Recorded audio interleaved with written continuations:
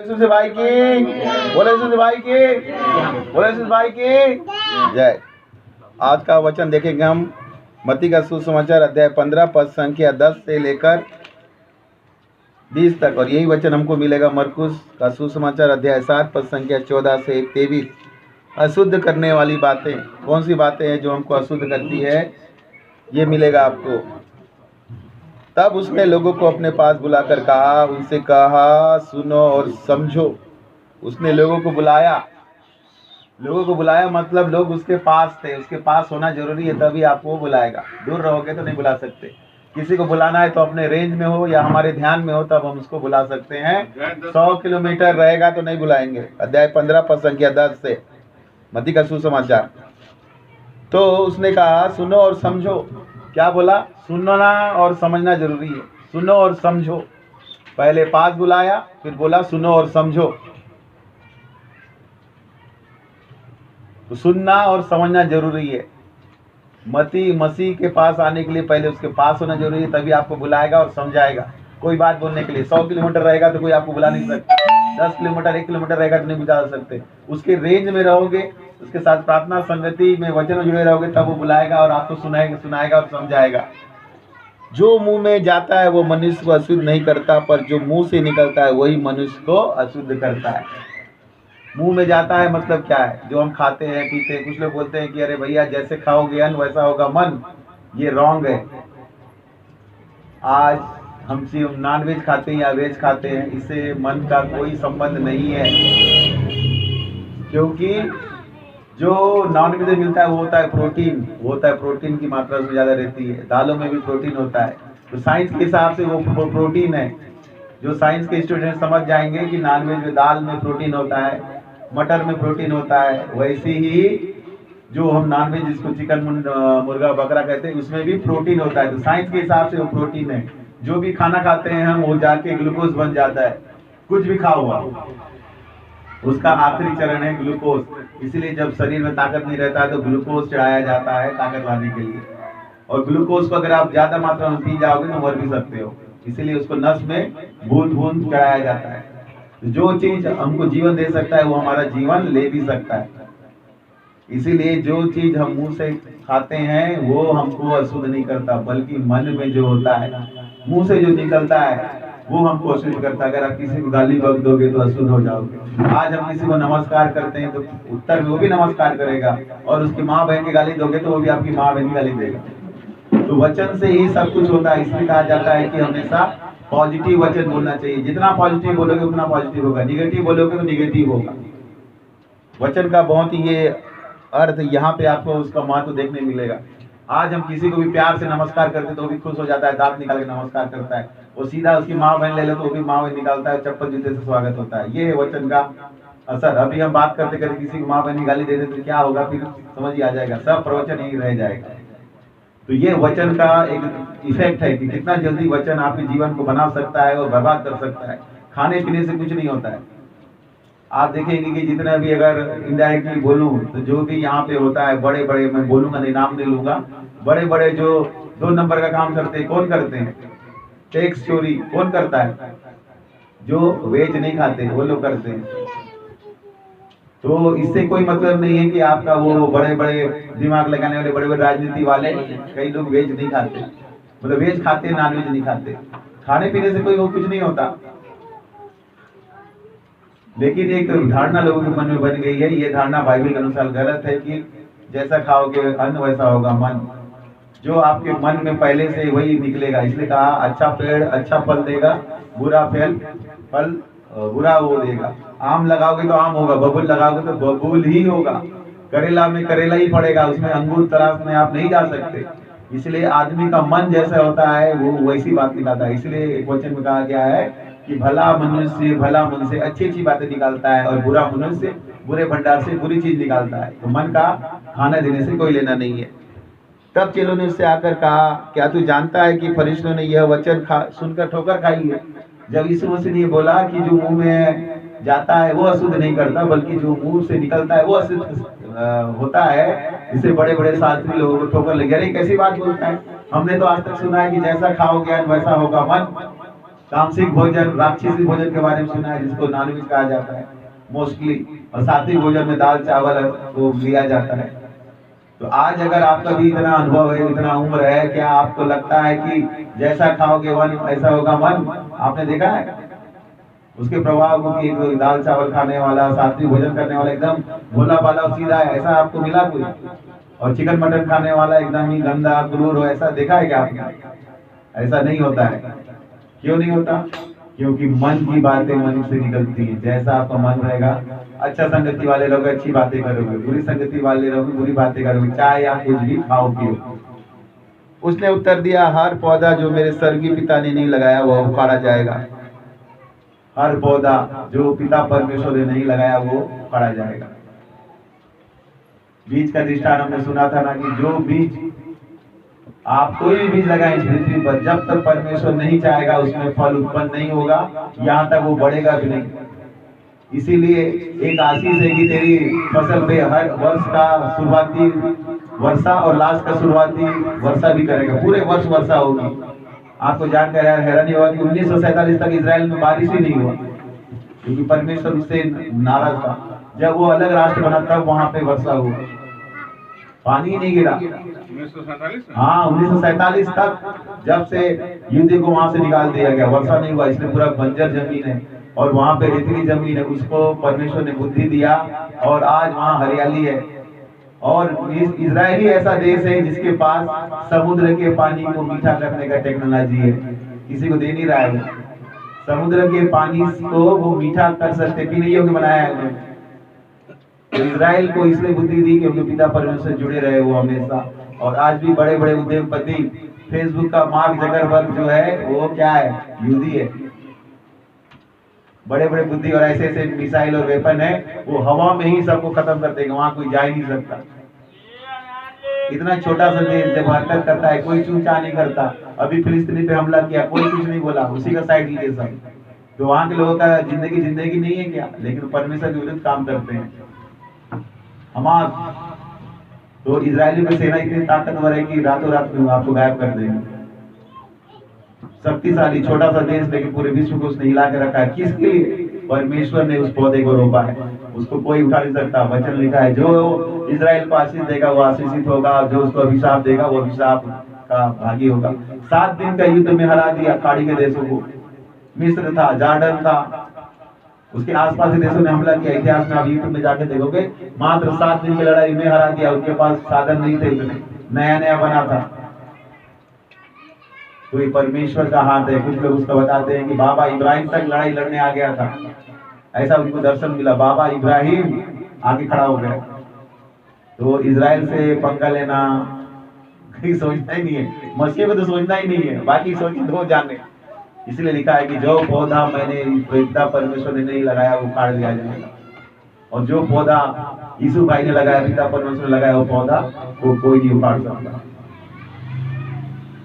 आगे क्या कहा? उनको जाने दो, वे अंधे मार्गदर्शक है, और अंधा यदि अंधे को मार दिखाएगा तो दोनों गड्ढे में गिर पड़ेगा। एक अंधा दूसरे अंधे को रास्ता दिखा सकता है क्या? नहीं दिखा सकता। इसलिए कहा उनको जाने दो, उनकी बात मत मानो, वो खुद भी गड्ढे में गिरेंगे और दूसरे को भी गड्ढे में गिराएंगे। तो यीशु मसीह हमें जीवन का रास्ता दिखाता है, अनंत जीवन का रास्ता, और बाकी जो मार्गदर्शक है वो अंधे हैं।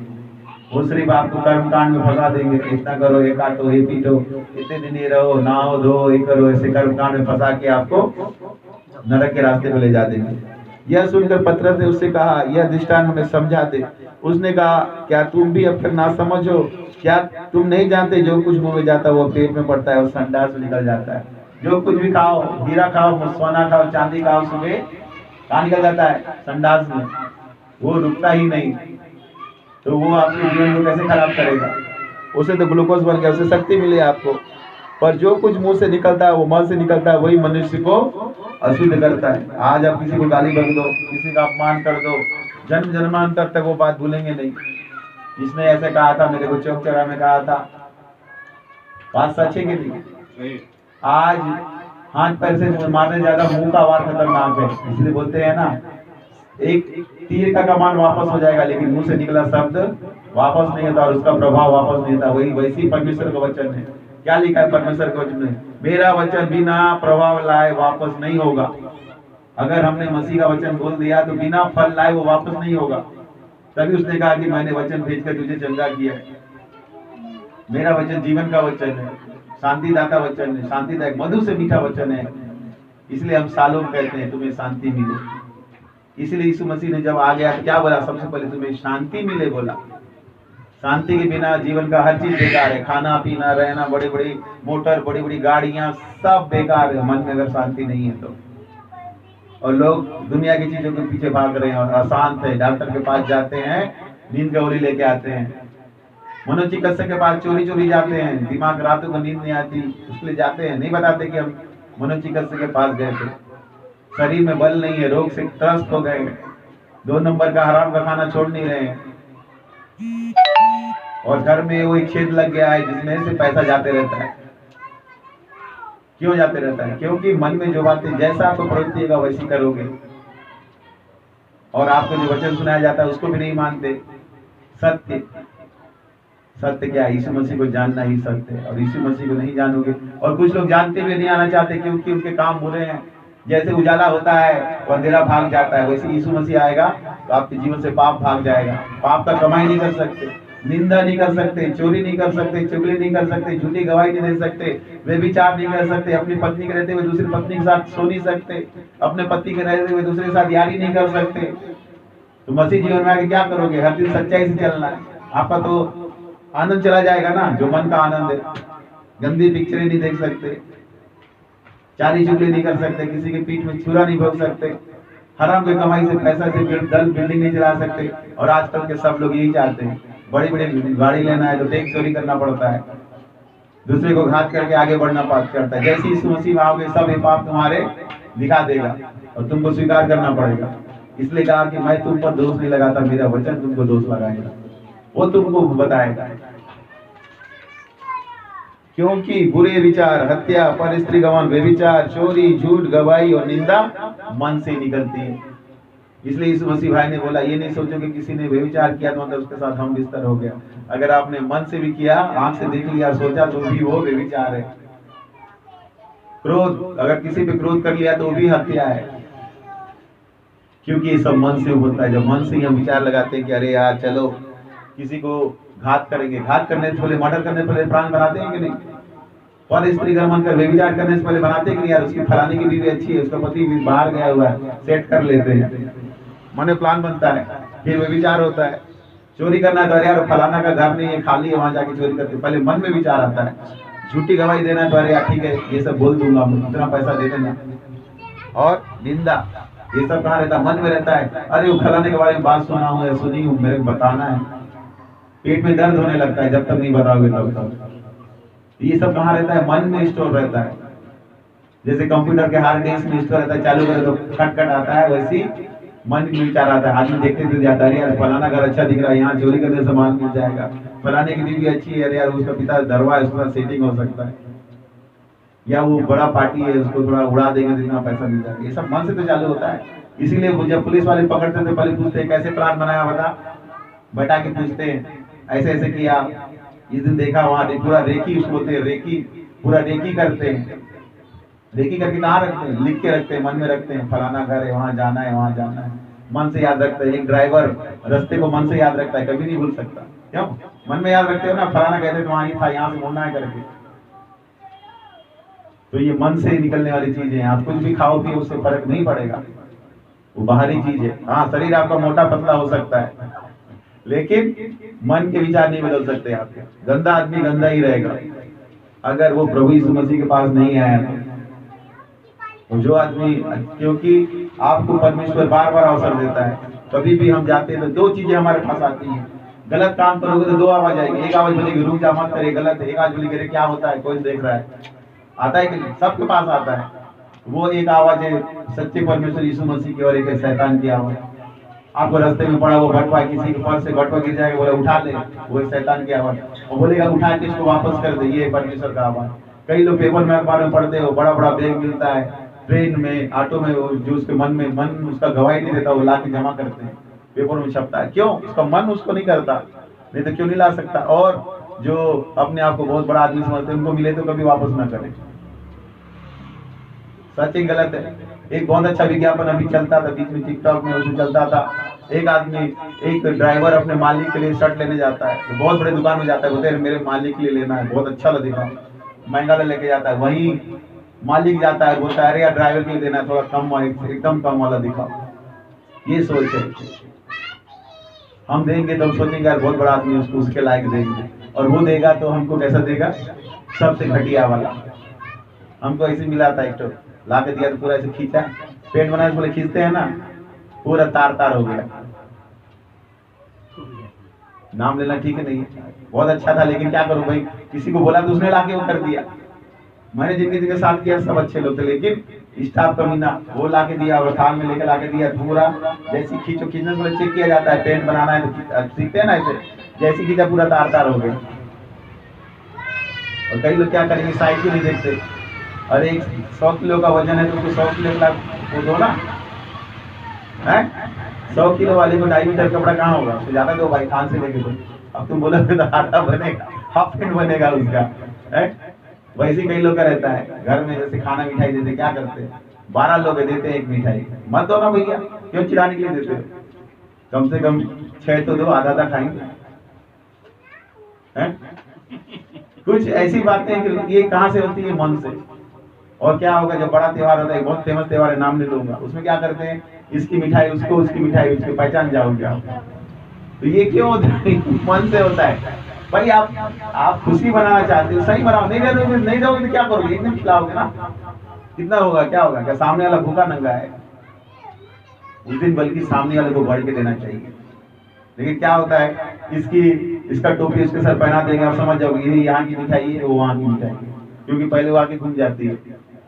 तो ये क्यों ऐसा,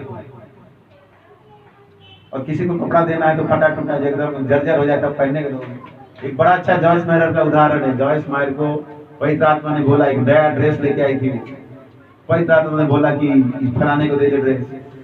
जॉयस मायर दिमाग ठना गया, प्रभु से विवाद करने, प्रभु दूसरा दे देती है, नहीं बोले यही चीज ड्रेस देना है, महंगा एकदम।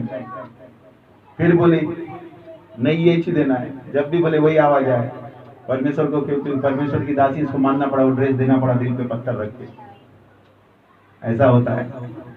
हम सोचते हैं कि इसको पहन लिया 2-4 बार दे दूं, ऐसा नहीं है।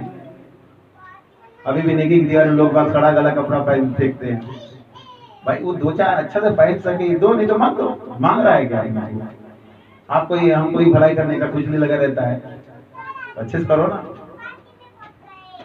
तो ये सब बातें मन में रहती है, यही है जो मनुष्य को अशुद्ध करती है, परंतु हाथ बिना धोए भोजन करने से मनुष्य अशुद्ध नहीं करता। आज आप देख रहे हो भाई, बहुत बड़ा चर्चा चल रहा है, मैं बार बार इसको बोलता हूँ कि देवरनी और भिखारी लोग को कोरोना क्यों नहीं हुआ, उनका क्यों अलग से, उनको तो फटफट मर जाना चाहिए था। बिना चप्पल के चलते हैं, जहाँ डिस्पोजल फेंका हुआ है, जहाँ कोरोना का पूरा मास्क फेंका हुआ है, गंदगी फेंका हुआ है, कीड़ा कचरा मरे जगह भी जाते हैं और पैदल घूमते रहते हैं, पूरा अपने सर पे तान के लिए ऊपर गठरी में रखे रहते हैं, यहाँ रखे, बच्चा ही पैसे चलते रहता है, उनको क्यों नहीं हुआ कोरोना, वो क्यों नहीं मरे? वो बिना हाथ धोए खा जाते हैं, जहाँ वो जूठा भी खा जाते हैं, हम आप उसको बासा ही तो देते हैं, कौन सा गरम देते हैं, 2 दिन का, 4 दिन का पुराना या 1 दिन का पुराना, उनको क्यों नहीं हुआ? देवरनी और जो कचरा बीनने वाले को कोई मरा, कोई पागल आपको मरा हुआ दिखा? यही बात सपोर्ट करता है यीशु मसीह का कि बिना हाथ धोए खाओगे तुम अशुद्ध नहीं होगा, लेकिन तुम्हारे मन का विचार गंदा है तो तुम अशुद्ध होगे। कोई नहीं मरा, और हम लोग मास्क पे मास्क लगा रहे हैं, तो कई लोग इतने साल रखने के बाद भी आईसीयू में गए, अपना पैसा खर्च करके आ गए, और कई तो चले ही गए। क्यों ऐसा? क्या की सुरक्षा थी उनके पास? जैसे प्रकाश नायक, हाँ, कई लोग ऐसे बड़े बड़े नाम, बड़े बड़े इंडस्ट्रियल लोग, पैसे वाले भी चले गए, क्यों? और अभी घूम रहे हैं, अभी भी कोई मास्क नहीं। हम एक बार N95 ले लिए, दुनिया का एक से हाई फाई मास्क, कई लोग के 2 मास्क लगाते हैं, सर्जिकल मास्क, उसके फिर बाजू में मास्क, तो क्यों नहीं मर रहे? उनके लिए क्यों कोई कुछ नहीं बोलता कि मुस्लिम लोग भी मास्क नहीं लगाते हैं। सावधानी रखना अलग चीज है, लेकिन असली सावधानी और असली सुरक्षा परमेश्वर के वचन से और उसकी आज्ञा से होती है। हम मसीह हैं और हमको बताया गया है कि हमको जो कोई भी शासन हो उसकी आज्ञा का पालन करना है। लेकिन एक बात है जो, क्यों ऐसा होता है, किसकी सुरक्षा उनके पास? वो मेहनत से काम करने वाले हैं, किसी के आगे हाथ नहीं फैलाते। परमेश्वर ऐसे लोगों की रक्षा सुरक्षा करता है। आलसी को भोजन नहीं मिलना चाहिए, वचन में लिखा है। और वो सुबह से आते हैं, हमारा कचरा गंदगी उठाते हैं। क्यों परमेश्वर उनको करेगा? किसी के सामने। और आप अच्छे अच्छे लोग देखेंगे जो हट्टे कट्टे भीख मांगने आ जाते हैं, ईश्वर के नाम से, किसी के नाम से भी। जो लूले लंगड़े हो, कुछ नहीं कर सकते, वो भी आजकल तो लूला लंगड़ा बनने के लिए भी वो अभिनय करते हैं। तो ऐसे लोगों को देना ही नहीं चाहिए। जो हट्टे कट्टे, भैया तुम जाओ, हमको कोई पाप नहीं लगेगा, तुम अपना कमाज खाओ, जो दे तो दे। दान भी योग्य व्यक्ति को देना चाहिए। ये सब बातें कहाँ से आती है? ये सब बातें दिमाग से आती है। अरे इसको ठग लो, इसको काट दो, इसको मार लो, इसको यूज कर लो, ये सब बातें दिमाग मन से आती है। खाना खाने से थोड़ा आता है कि आज मैं चना का सब्जी खाया हूँ तो फटा बाड़ा को ठग लूंगा, कल चिकन खाऊंगा तो जय बाबा को ठग लूंगा। ऐसा आता है क्या? नहीं आता। मन में वो बातें पहले से रहेंगी। इसीलिए यीशु मसीह भाई ने क्या कहा है, मन को, इसलिए बोलते हैं सबसे ज्यादा तू अपने मन की रक्षा कर। बाइबल का सबसे वचन है कि सबसे ज्यादा अपने मन की रक्षा कर, यही तेरे को बहकाने वाला है। और मन ने ही राजा दाऊद को बहका दिया, मन ने ही राजा दाऊद को डरा दिया, साहुल को जनता से डरवा दिया, मन ने ही सुलेमान को बहका दिया। तो ये सब मन की बातें होती है। और मन से ही लोग बाग यीशु मसीह को स्वीकार करते जाओ। तो मन में आ जाएगा आप बाकी से काम नहीं चलेगा, यीशु मसीह ही करेगा। आज अन्य जाति आ रही है, क्यों? पूरा ढूंढ लिए, वो नहीं हुआ तब आ रहे हैं। ऐसा नहीं है, पूरा देखे हैं पहले। कई ऐसी गवाही मैं बता दूंगा। लेकिन जिसके साथ कुछ हो नहीं रहा, अच्छा कमा रहा है, अच्छा खा रहा है, उसको क्या तकलीफ है? भूखे आदमी, पेट भरे आदमी को भूख का पता नहीं है। जब उसको भूख लगेगा, रोटी ढूंढेगा, तब उसको पता चलेगा कि जीवन की रोटी यीशु मसीह है। जैसे मेरे पिताजी को 75 साल की उम्र में पता चला, अंधा होने वाले थे तो बोले बस मोतियाबिंद से बचा देंगे, बच गए। आज जान गए यीशु मसीह को। कई लोग हैं परिवार में आ रहे हैं, कर रहे हैं कुछ ना कुछ स्वार्थ में। स्वार्थ बुरा नहीं है, लेकिन स्वार्थ को निस्वार्थ में बदलना पड़ेगा यीशु मसीह के पास आने के बाद। ये जगह प्रभु से बोलते हुए ना, स्वार्थ तो जरूरी है। स्वार्थ जरूर, उसके बिना क्या है? उसके बिना आप कैसे आओगे? स्वार्थ, मुझे बोला ना, स्वार्थ को निस्वार्थ में बदलना पड़ेगा आपको यीशु मसीह के आने के बाद। एक गिलास पानी आदमी पिलाता है तो हम उसका गुणगान गाते हैं। प्याऊ मिलता है, पाओ। क्यों लोग अन्य जाति लोग क्यों प्याऊ लगाते हैं? गर्मी में क्यों लगाते हैं? उसके पीछे उनका जन सेवा का दुआएं लेना रहता है। जो भी ठंडा पानी गर्मी पीता, कितना चाह रहे यार, बहुत अच्छा, दिल से दुआ निकलता है। गर्मी में चिलचिलाती गर्मी में आओ, और रायपुर गर्मी में अगर एक गिलास आपको ठंडा पानी मिल गया, कितना अच्छा आप दुआ दोगे। बद्दुआ कोई नहीं दे सकता। तो ये दुआ इकट्ठा करते हैं वो, लेकिन वो दुआ सिर्फ यहीं पे काम आएगा, स्वर्ग राज में काम नहीं आएगा। स्वर्ग राज में यीशु का नाम और यीशु का लहू ले जाएगा, वो कितना भी कर ले। इसलिए वो बड़े बड़े मंगल भवन बनाते हैं, बड़े बड़े धर्मशाला बनाते हैं, बड़े बड़े प्याऊ बनाते हैं, और कई जगह दान दक्षिणा देते हैं। क्यों? इसीलिए कि उनको दुआ की जरूरत है। खुद वो दूर है, लेकिन दुआ का महत्व जानते हैं। इसलिए दवा के साथ दुआ की करो बोल के प्रार्थनाएं होती हैं। प्रार्थना करना बोलते हैं। फंसते कब है? जब मरता क्या ना करता, इधर कुआं इधर खाई, तब उनको समझ में आता है। तब बोलते हैं हे सच्चा परमेश्वर कौन है? तब उस समय यीशु मसीह भाई आता है, मैं हूँ सच्चा परमेश्वर, मांग क्या चाहिए। तब उनको समझ में आता है। अभी आपको खाने मिल रहा है, पीने मिल रहा है, अभी आपको समझ नहीं आएगा।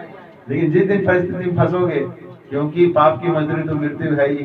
पाप से कमाई कर रहे हो, पाप से सब कुछ कर रहे हो, पापी जीवन बिता रहे हो, पाप का घड़ा तो फूटेगा ही। उस दिन आपको पता चल जाएगा कि सच्चा परमेश्वर कौन है।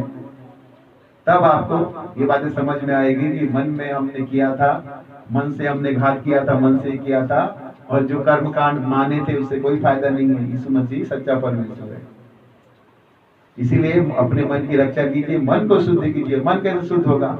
मन शुद्ध होगा यीशु मसीह के वचन को पढ़ के, यीशु मसीह को जान के, उससे प्रार्थना करके, उससे संगति करके, उसका रोटी और उसका मांस और लहू ग्रहण करके आपका मन शुद्ध होगा, संगति से शुद्ध होगा।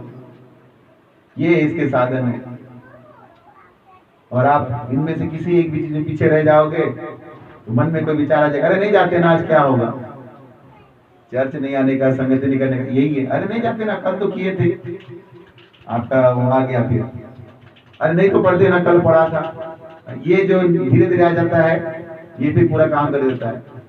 एक छोटा सा घुन धीरे धीरे धीरे धीरे पूरा लकड़ी को गुना देता है। और खमीर जो बोला जाता है, ईस्ट, छोटा सा ईस्ट डालो, पूरा खट्टा कर देगा, खराब कर देगा। एक बूंद नींबू दूध को फाड़ देता है। तो यही है। और एक कितना भी सुंदर चीज है, उसमें थोड़ा सा अगर जहर टपक दे पूरा जहर हो जाता है। इसलिए संगति का विशेष ध्यान दिया गया है।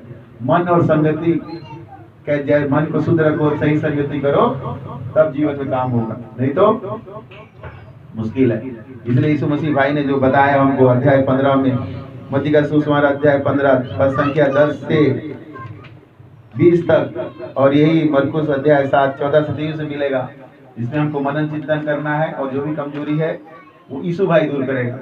हमें शक्ति सामर्थ्य नहीं है। आपको कमजोरी है, आपको निंदा करने में मजा आता है, आपको कहीं ऐसे बैठने में, गलत संगति में बैठने में मजा आता है, तो यीशु भाई को बोलो, वो आपको छुड़वाएगा। हमें शक्ति सामर्थ्य नहीं है, मैं कर लूंगा बोले तो फिर आपको बहुत समय मुश्किल है। कई आदतें जो है, खासकर नशे की आदतें अपने आप से कभी नहीं छूट सकती। इसलिए यीशु भाई का शक्ति और सामर्थ्य चाहिए। तो इन वचनों के द्वारा प्रभु यीशु मसीह भाई हम सबको शक्ति और सामर्थ्य दे, मन हमारा शुद्ध हो, क्योंकि जिनके हृदय शुद्ध है वो क्या देखेंगे?